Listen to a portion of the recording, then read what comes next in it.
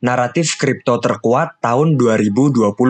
Halo semua, selamat datang di channel Pace Kripto. Hari ini kita akan membahas tentang narasi yang akan saya all-in untuk tahun 2024. Karena saya sangat percaya sekali bahwa narasi ini akan sangat terbang gila-gilaan untuk tahun 2024. Pada video kali ini kita akan membahas Bitcoin DeFi. Tesisnya simple, di mana Bitcoin merupakan jaringan paling aman, jaringan paling bernilai, tetapi mengapa tidak ada aktivitas ekonomi yang hidup di dalam jaringan tersebut. Kita akan mulai membahas pada video kali ini, dan ini merupakan konten yang super premium sekali. Jadi mohon jikalau ingin mengambil properti pada konten ini, mohon izin ke saya dulu. Mari kita masuk ke dalam videonya.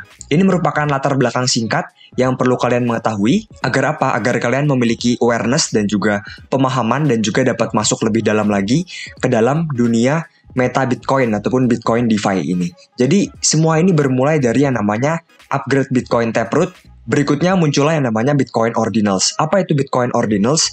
Ini merupakan sistem untuk encryption. Apa itu encryption? Encryption merupakan seperti kita mengukir di dalam blockchain Bitcoin. Bentuk tepatnya seperti ini kawan-kawan. Ini merupakan bentuk encryption ordinals. Di sini ada nama tokennya, berikutnya ada maksimal supply-nya dan sebagainya.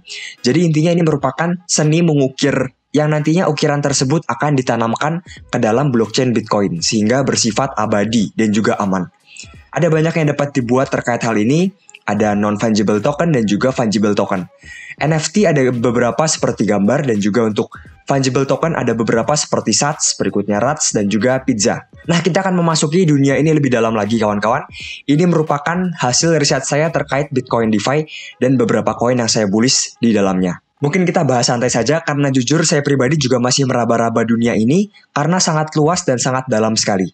Pertama kita mulai di sini, saya membagi Bitcoin DeFi menjadi 4 bagian. Yang pertama adalah layer ataupun layer 2. Ini merupakan layer terpisah dari jaringan Bitcoin. Berikutnya ada yang namanya Launchpad. Launchpad ini simple, ini untuk melaunching NFT pada jaringan Bitcoin kawan-kawan, seperti NFT-nya milik Ordinals. Berikutnya kita lihat di sini ada yang namanya native. Ini merupakan konsep yang paling saya suka ataupun sektor yang paling saya suka. Mengapa? Karena native ini merupakan perkembangan dari encryption ataupun ini betul-betul ada pada jaringan Bitcoin. Jikalau layer, dia menggunakan layer terpisah ataupun lapisan terpisah di luar jaringan Bitcoin. Berikutnya ada juga yang namanya bridge ataupun jembatan. Kita tahu yang namanya blockchain membutuhkan jembatan karena antar blockchain merupakan dunia yang berbeda. Kita akan bahas mulai dari layer kawan-kawan. Pada video kali ini saya tidak akan menyebutkan nama projectnya, tetapi saya akan menyebutkan nama tokennya langsung agar kalian dapat langsung riset lebih dalam lagi. Pertama ada yang namanya Stack ataupun STX. Ini merupakan yang paling viral di antara semuanya dan juga yang paling tidak saya sukai daripada semuanya. Kenapa kawan-kawan? Karena ini layaknya layer 2 Bitcoin. Sebetulnya dari konsepnya cukup menarik di mana nantinya miner Bitcoin diminta untuk stake Bitcoin di jaringan Stacks. Berikutnya mereka mendapatkan token Stacks sebagai imbalan. Nantinya semua yang terjadi di Bitcoin juga akan di-copy ke Stacks kawan-kawan. Jadi mungkin secara logika lumayan logis. Tetapi entah mengapa saya kurang suka kawan-kawan karena produknya bernama Alex dan juga Diko. Dua koin ini naik daun, terutama Alex naik berkali-kali lipat. Saya pribadi kurang suka, mengapa? Karena setelah saya pelajari lebih lanjut, ini konsep yang sangat mirip dengan Wrap Bitcoin ataupun WBTC. Jadi ini seperti layaknya bridge menggunakan multi-signature wallet dan juga ini hanya burn and mint function ataupun dia membakar koin Bitcoin pada suatu jaringan dan juga dia mint koin Bitcoin yaitu ABTC versi sintetik dari Bitcoin di jaringannya Alex. Intinya ini merupakan token sintetik mirip seperti Wrap Bitcoin. Berikutnya ada Diko. Diko merupakan stablecoin yang dibangun di atas Stacks ini. Sebetulnya dapat menjadi cukup menarik dan juga cukup terbang karena cukup mudah dipahami, tetapi saya pribadi kawan-kawan lebih tertarik pada solusi yang native. Jadi pada video kali ini kita akan membahas ada beberapa project yang mencoba untuk scale Bitcoin, yang mencoba untuk mengembangkan Bitcoin dari segi DeFi, dari segi kecepatan, dari segi volume dan sebagainya. Jadi ini semua hanyalah percobaan dan mana project yang menang kita belum tahu. Karena nantinya akan ada banyak project dengan konsep yang berbeda yang bertujuan untuk scaling Bitcoin. Berikutnya ada yang namanya Map. Map ini justru lebih menarik daripada STX menurut saya. Dia mirip dengan STX, dia merupakan lapisan lagi untuk Bitcoin. Nantinya dia menggunakan ZK Proof ataupun Zero Knowledge Proof. Ini merupakan nilai plus kawan-kawan. Berikutnya dia juga memiliki standar token sendiri. Namanya adalah BRC 201. Intinya ini membuat koin-koin pada jaringan BRC nantinya akan interoperabilitasnya tinggi dan juga dapat digunakan pada berbagai chain, baik itu chain yang menggunakan EVM ataupun chain yang tidak menggunakan EVM seperti Solana dan juga NIR. Berikutnya ada beberapa token di sini. Yang pertama Riff. Riff ini merupakan project DeFi berfokus pada lending dan borrowing, tetapi dia berada pada jaringan Rootstack. Apa itu Rootstack? Rootstack juga merupakan project yang berusaha untuk scaling Bitcoin. Kita akan bahas nanti ya. Intinya dia berada pada jaringan Rootstack. Berikutnya ada juga Space. Space ini juga ingin menjadi layer 2 Bitcoin yang katanya ini merupakan campuran dari Bitcoin dan juga Ethereum. Jadi Bitcoin tetapi fleksibel. Saya pribadi bukanlah fans dari beberapa token di sini seperti Riff dan juga Space. Berikutnya TED ataupun Tectum. Tectum menurut saya justru juga dapat mengambil alih market ataupun menarik perhatian market karena dia memiliki konsep scaling ataupun konsep untuk meningkatkan skalabilitas dari Bitcoin yang cukup logis dan juga cukup berbeda daripada yang lain. Dia tidak membuat blockchain, lebih berfokus kepada membuat yang namanya soft node. Soft node ini jika kalian bayangkan, ini layaknya uang fiat zaman sekarang. Jadi dia ingin menjadi uang fiat tetapi versi kripto. Berikutnya ada yang namanya Syscoin. Ini juga mirip dengan Space, tetapi ini merupakan project lama. Dia menggabungkan Bitcoin dengan Ethereum. Berikutnya kita akan membahas bridge kawan-kawan. Ada beberapa bridge di sini. Yang pertama Mubi yang paling terkenal. Dia dapat menghubungkan jaringan Binance dan juga jaringan Bitcoin. Berikutnya ada BRGE. Ini dapat menghubungkan jaringan Ethereum dengan Bitcoin dan juga BSSB. Untuk ketiga project ini, jujur saja, saya kurang suka karena kenapa? Karena bridge ini sangat rawan yang namanya hack. Dan ini juga setahu saya, hanya menggunakan multi-signature wallet dan juga burn and mint function. Jadi saya pribadi bukanlah fans dari ketiga bridge ini, tetapi mungkin juga dapat naik pada bull market yang berikutnya, karena sedikit terkena exposure. Berikutnya di sini kawan-kawan, ini merupakan launchpad, ataupun ini merupakan produk yang sangat dekat dengan user ya. Ini merupakan launchpad untuk para NFT di Bitcoin. Jadi jika kalian tertarik untuk membeli NFT lebih awal, silahkan join ke beberapa launchpad di sini. Ada Badger dan juga Big.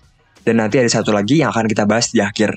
Berikutnya kawan-kawan, ini merupakan sektor yang paling saya bullish. Ini merupakan sektor native ataupun ini merupakan perkembangan dari encryption. Kita bahas tadi kawan-kawan di mana encryption ini merupakan seni mengukir di jaringan Bitcoin. Mungkin pertama hanya ada yang namanya ordinals, tetapi sekarang ada banyak orang, ada banyak project yang berlomba untuk membuat seni ukir terbaik sehingga menimbulkan tokennya tidak hanya sebagai meme coin ataupun NFT, tokennya nanti dapat digunakan untuk fungsi-fungsi lain yang pada saat ini belum dapat dilakukan pada jaringan Bitcoin secara native. Seperti apa? Seperti aktivitas DeFi, kawan-kawan.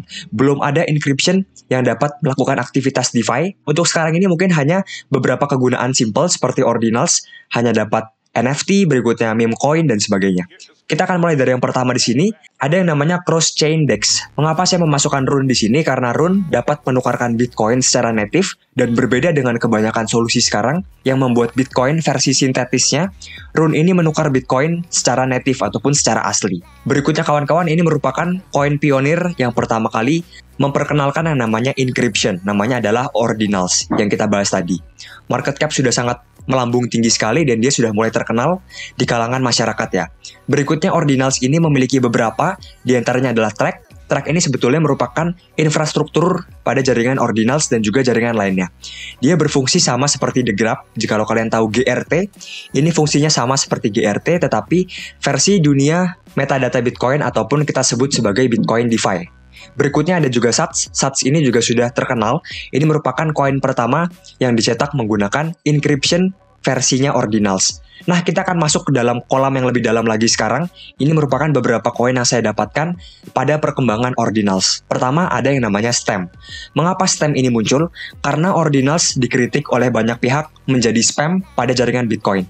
Intinya banyak pihak yang menyebutkan bahwa ordinals merupakan spam ataupun ancaman malah bagi dunia Bitcoin.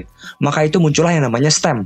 Di mana ini mirip sekali dengan Ordi ataupun BRC20, tetapi ini tidak menimbulkan spam pada jaringan Bitcoin. Ini cukup viral juga kemarin, beberapa token yang terkenal seperti Kevin naik ratusan persen kawan-kawan. Berikutnya ada yang namanya Pipe.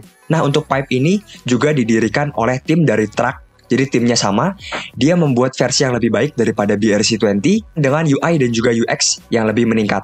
Berikutnya ada Atom. Atom ini versi lebih keren lagi dari encryption-nya ordinals. Jadi dia upgrade encryption-nya menjadi lebih kompleks lagi. Nantinya kawan-kawan, Atom ini dapat memungkinkan terjadinya DeFi di Bitcoin. Dan dia memiliki standar token sendiri, namanya adalah ERC20.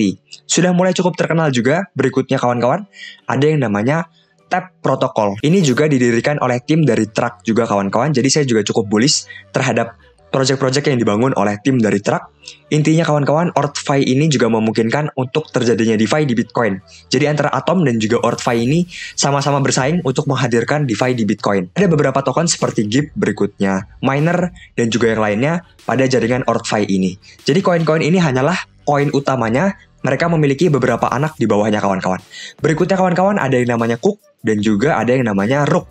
Dua koin ini memiliki spesialisasi di bidang masing-masing. Jikalau Rook merupakan project dari Saturn, ini akan membuat Unisats ataupun dia pengen membuat Uniswap versi token-token di Bitcoin ataupun metadata Bitcoin. Kalau tidak salah, dia ingin membuat native AMM di Bitcoin. Ini seperti layaknya Uniswap versi Bitcoin. Berikutnya ada token dari Lightning Network. Jikalau kalian tahu Lightning Network, ini merupakan jaringan untuk scale Bitcoin juga. Jaringan untuk pembayaran Bitcoin secara off-chain, tetapi ini cukup banyak digunakan karena fee-nya cukup murah. Dia juga memiliki beberapa token dan juga aset, namanya adalah Taproot Asset jikalau kalian ingin mencari kata kuncinya. Berikutnya ada juga Board, dia merupakan pionir dari token CBRC20 dan juga ada InBRC, dia merupakan pionir dari token BRC100. BRC100 ini nantinya dapat memburn token lewat encryption, berikutnya dia dapat mint token dan segala macam. Intinya ini merupakan persaingan siapa yang membuat encryption terbaik, yang paling fleksibel, yang paling programmability-nya tinggi, yang paling dapat digunakan untuk Bitcoin DeFi, dan juga yang paling anti-spam kawan-kawan. Karena untuk spam ini bukanlah hal yang baik pada jaringan Bitcoin. Berikutnya ada juga Babylon dan juga Rootstack. Sebetulnya dua jaringan ini merupakan layaknya sidechain ataupun Polygon versi Ethereum. Jikalau ini Babylon versi Bitcoin. Ini merupakan jaringan tersendiri. Mereka sudah menggalang dana yang sangat besar dari para VC. Mereka akan memungkinkan POS ataupun Proof of Stake dapat digunakan pada jaringan Bitcoin, tentunya pada layer yang terpisah, sehingga nantinya kita dapat men-staking Bitcoin secara native. Berikutnya untuk Rootstack, itu merupakan layer 2 yang didirikan di bawahnya Lightning Network.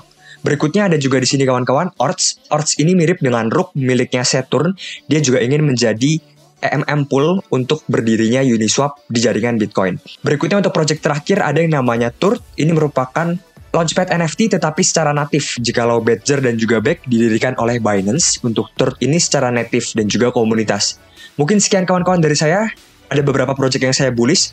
Ini merupakan alpha yang sangat keren sekali. Tolong jikalau ingin mencomot gambar saya, tolong izin dulu ke saya. Sekian dari saya, semoga bermanfaat.